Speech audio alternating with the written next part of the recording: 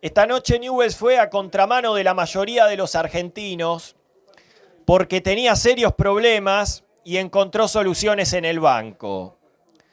Un empate que a mi criterio suma, desde lo estadístico es importante, son 5 cotejos sin conocer la derrota para un equipo que perdía más que la canilla de mi baño.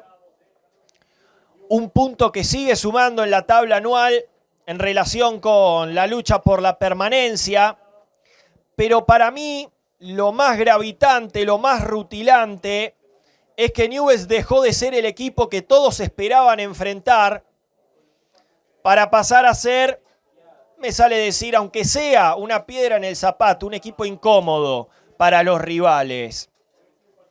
Ya ha jugado con equipos como San Lorenzo, como Unión, que estaban en zona de playoff, como Instituto, que si hoy ganaba también se adentraba ahí, y con equipos que tenían muchos más puntos que el conjunto rojinegro, e incluso ha podido obtener la victoria. El equipo tiene muchas falencias, tiene falencias técnicas, tiene falencias físicas, tiene falencias tácticas, pero ya no es, o al menos yo siento que no es, un equipo tirado en la cancha.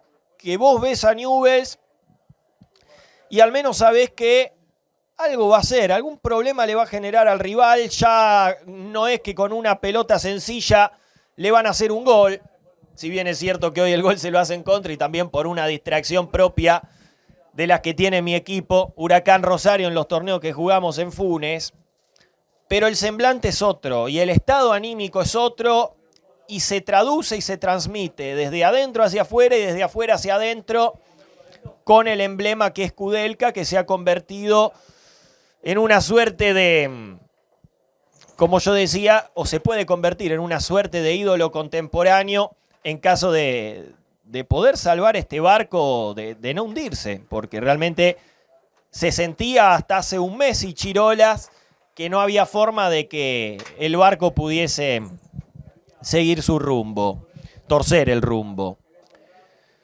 El partido fue aburridísimo, los dos tuvieron un montón de errores, fue un partido plagado de imprecisiones, de decisiones incorrectas, y de hecho el gol de Instituto es el ejemplo perfecto, porque hay un error primero en la salida de Newell's, después una desatención y después un gol en contra, realmente un blooper atrás de otro.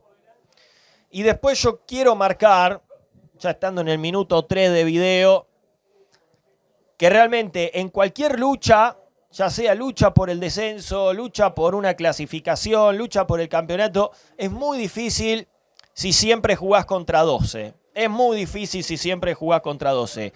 Considero que veo la suficiente cantidad de partidos como para asegurar que lo que yo vi hoy no lo vi casi nunca. Que llamen desde el VAR, no para que el árbitro observe un golpe que no vio, sino para que observe un golpe que vio con el argumento de que no tenía la intensidad suficiente para que sea roja, teniendo en consideración que fue un golpe sin pelota. Yo al menos no lo vi nunca. Y sostengo que veo la suficiente cantidad de partidos como para decir que esto no es habitual. Y digo que no es habitual para no excederme con el vocabulario, con el lenguaje y con las cosas que tengo ganas de decir. Entonces, jugás siempre contra 12.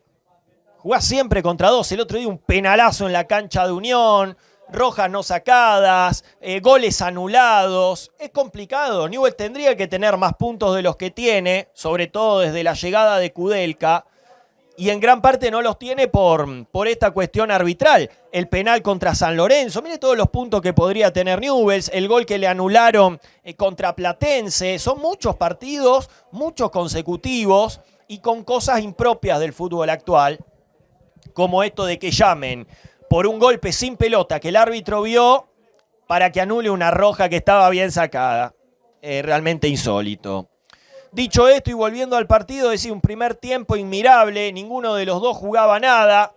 El único hombre destacado fue Córdoba, que la verdad que fue más molesto que los corralitos que hay por toda la ciudad.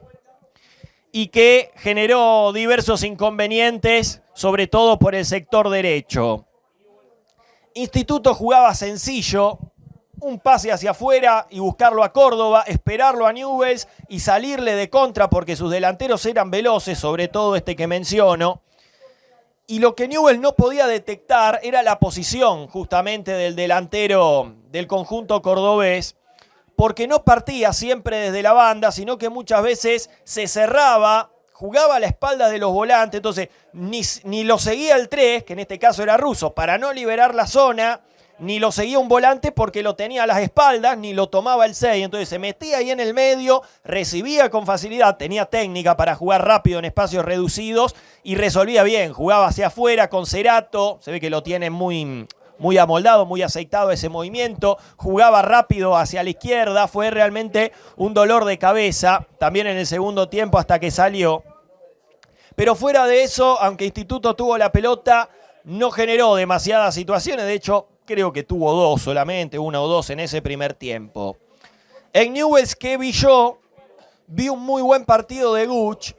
Lo que pasa es que Guch para mí es un jugador de jugadas y no de juego. Guch resuelve bien, de hecho resolvió bien un montón de jugadas hoy de manera individual, pero no es un jugador que se asocia, que toca y va a buscar, que asiste, que hace un freno, hace una pausa, que es lo que al menos uno espera de un número 10, un enganche, un volante ofensivo. Y tuvo un partido bastante malo de Núñez y donde pasó desapercibido Mazzanti. Entonces quedaba muy desconectado Cócaro y al no haber asociaciones y al haber pocas proyecciones de los laterales en el primer tiempo, tanto Russo como Méndez no gravitaron, no pasaba nada. Casi que no hubo situaciones. Otra cuestión negativa para marcar: el estado físico del plantel, o al menos de determinados jugadores. Salomón, que duró menos que el amigo Alexis Balbuena en el gimnasio, 5 minutos y ya tuvo que salir reemplazado cuando venía de haber descansado el partido anterior, también por una lesión. Si no estaba listo, ¿para qué jugó? Como decía, duró menos que el amigo Alexis Balbuena en el gimnasio, dijo que se iba a anotar en natación. Me parece que ni siquiera eso arrancó. Y era un partido, como decía, monótono. Newell's abusando del pelotazo, mucho pelotazo a Cócaro, mucho pelotazo a los wines, pero de forma imprecisa y no con la jugada pidiéndolo, porque hay situaciones donde vos agrupás jugadores rivales de un lado, de un sector, hacés algunas asociaciones cortas y después podés hacer una larga porque se liberó el espacio, pero acá eran pelotazos sin sentido, sin maniobras cortas previas, entonces se hacía predecible y era difícil vulnerar a la defensa de Instituto. Y lo único que tuvo Newell's en ese primer tiempo fueron 3 buenos centros y no cabeció ninguno de los 3. Uno de Russo, uno de Méndez y el otro la verdad que no me acuerdo. Pero creo que los 2 arqueros se podían ir al entretiempo, al vestuario, sin transpirar. Y si sacaban los arcos antes del primer tiempo era más o menos lo mismo. La única clara de ese primer tiempo fue, como decía, el contragolpe que manejó bien Instituto. Este chico Luna, el 10, juega bien, maneja bien la pelota. La movieron de izquierda a derecha. Córdoba se metió por ese sector, le pegó. Lo aguantó bien el arquero Reinati y la terminó atajando. Yo sentía eso, que no había asociaciones cortas, que no aparecían los wines, que no había proyecciones de los laterales y que el único hombre que complicaba de los 22 en general era Córdoba. Lo dicho ya anteriormente, la roja Masachesi, que podría haber cambiado muchísimo el rumbo del partido, desde lo anímico, desde lo lúdico, y lo llama el VAR para corregir la roja de un golpe sin pelota, fuera de cualquier tipo de acción del juego, realmente insostenible. Y llegamos al entretiempo con esa sensación, al menos a mí, de que iba a estar complicado abrir el marcador, salvo que hubiera un error grosero. Y ese error grosero aconteció porque apenas iniciado el complemento, le dan un pase raro, feo, atrás al arquero Roffo en un sector de la cancha que aparte está deteriorado por el concierto de Tini, por el escenario que colocaron ahí. A todo esto, qué fuerte que se escucha Cada vez que hay un concierto acá, me resonaba en mi casa, vivo a más de 10, 15 cuadras de acá y sentía que a Tini la tenía en el patio. Ojalá la hubiese tenido en el patio, no porque me gustara mucho su música, sino por otro factor. Pero retumba todo, pongan más bajo el sonido. Volviendo al juego, decía, Roffo se termina complicando, hay una buena presión de Massanti. El rebote le queda a Cócaro, pero no le terminó de bajar nunca la pelota. El cabezazo fue forzado, le dio tiempo a volver al arquero Roffo y se lo terminó sacando. Y hablando de errores, un error grosero de la defensa. Bueno, primero en una queda alineada la defensa casi de mitad de cancha. Le filtraron bien la pelota a la espalda de Russo, que la pasó peor que el amigo Alexis Balbuena en las clases de formación ética y ciudadana. Y el remate se fue al primer palo y terminó tapando bien Reinati. Pero enseguida hay este triple error de Newell's. Primero en salida, con un pase forzado, creo que de Regiardo a Noguera y de Noguera a Russo. Duermen todos en el lateral, una desconcentración inaudita para jugadores de primera división. Sacan rápido el lateral, ponen la pelota larga a espalda de Noguera y de Russo, tiran el centro rasante. Y para mí, detrás de Salcedo no había nadie. Si Salcedo dejaba pasar la pelota, creo que no llegaba ningún jugador de Instituto a empujarla. Es una maniobra demasiado veloz, se la terminó llevando puesta. La verdad que con bastante impericia el paraguayo. Y marcando el 1-0. Y ahí la verdad que la vi negra porque Newell's no tenía nada de juego. En general, con el 0-0. E iba a tener que vulnerar a una defensa que encima estaba ganando, que iba a achicar para atrás, que iba a estar más poblada. Y Newell's, de hecho, a pesar de los cambios, había mejorado muy poco. Había entrado Gómez Matar, había entrado Scarpesio, que bastante atolondrado en algunas decisiones, me da la sensación, y lento en otras. Y había entrado también... Bueno, ya ni me acuerdo que había entrado. Creo que Luciano Herrera. Sí, Luciano Herrera por Núñez. Empezó a atacar Newell's sin mucha idea, siendo vertical. Recuerdo una jugada de Guch que se saca bien un hombre de encima, disparó y le pegó justo a Luciano Herrera. Increíble porque tenía destino de arco. Otra donde Scarpesio le pivotea a Guch. La tenía servida para disparar, pero una muy buena cobertura de Amiconi, cuya intervención no me llamaría la atención si no fuese porque es el árbitro. El árbitro terminó bloqueando el disparo de Guch en la medialuna. ¿Qué hacía ahí? ¿Qué haces ahí, hermano? Correte que están jugando. Un tiro que tenía claro en la medialuna y el imberbe este se pone en el medio. Dejate de embromar, como mínimo. Y le termina sacando la posibilidad de patear a Guch. Después hay una jugada también rara porque Salcedo lo complica con un pase atrás a Reinati. Reinati le salva la vida tirándose a barrer. Y termina en una situación de Newell's porque hay un buen giro de Guch que jugó con Massanti. En la derecha hubo un centro y Scarpesio en vez de cabecear al arco la terminó peinando y se fue afuera. Y esta situación que realmente refleja la frase, la representa de Newell's, donde lo imposible se vuelve cotidiano, porque a los 34 minutos entra el Colo Ramírez. Iba a decir Kudelka lo puso al Colo Ramírez, no, Kudelka estrictamente no, porque estaba expulsado. También es fácil la roja para Newell's. Entra el Colo Ramírez y repite la epopeya, la épica, la mística del partido con Unión. Primera jugada, primera pelota de un jugador que hacía 35 partidos más o menos que no metía un gol. Un pase riquelmiano de Gómez Matar, una diagonal perfecta y un tiro cruzado rasante extraordinario del jugador uruguayo que parece haber revivido, haber renacido, parecido a los primeros partidos que le vimos acá hace 2 años, en 2024. Y un golazo de Newell's, un golazo realmente por la concepción de la jugada, por la culminación y con el factor sorpresa de que era la primera situación del Colo Ramírez en la cancha y lo mismo replicando lo de Unión. Realmente estas cosas que tiene el fútbol y sobre todo Newell's en particular que son llamativas y que emocionan. Y fue un estallido aquí porque la verdad que había mucha bronca, dolía la derrota. Esto también creo que marca la diferencia en el ánimo de la gente. Antes una derrota yo no digo que no dolía, pero uno estaba habituado a la derrota.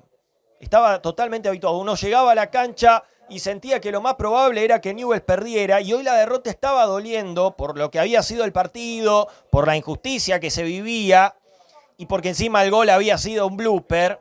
Y la verdad que el empate, bueno, generó bastante alegría. Un golazo y todavía quedaba tiempo, quedaban 10 minutos más lo que agregara el árbitro. Y esos últimos 10 minutos yo lo vi mejor plantado a Instituto. Newell's había quedado ya con doble 9, no tenía mucha contención en el medio, pero por más que Instituto quedó mejor parado, no tuvo muchas situaciones. De hecho, recuerdo solo un centro y un cabezazo que salió a las manos de Reinati. Y la más nítida para mí fue de Newell's, con una buena acción de Gómez Matter, que realmente entró de muy buena manera. Un autopase de Russo obligado porque el control había sido largo. Muchas veces pasa esto, hay un error en un control, el defensor sale lejos y después por una situación que no estaba en los papeles termina desequilibrando la balanza el atacante.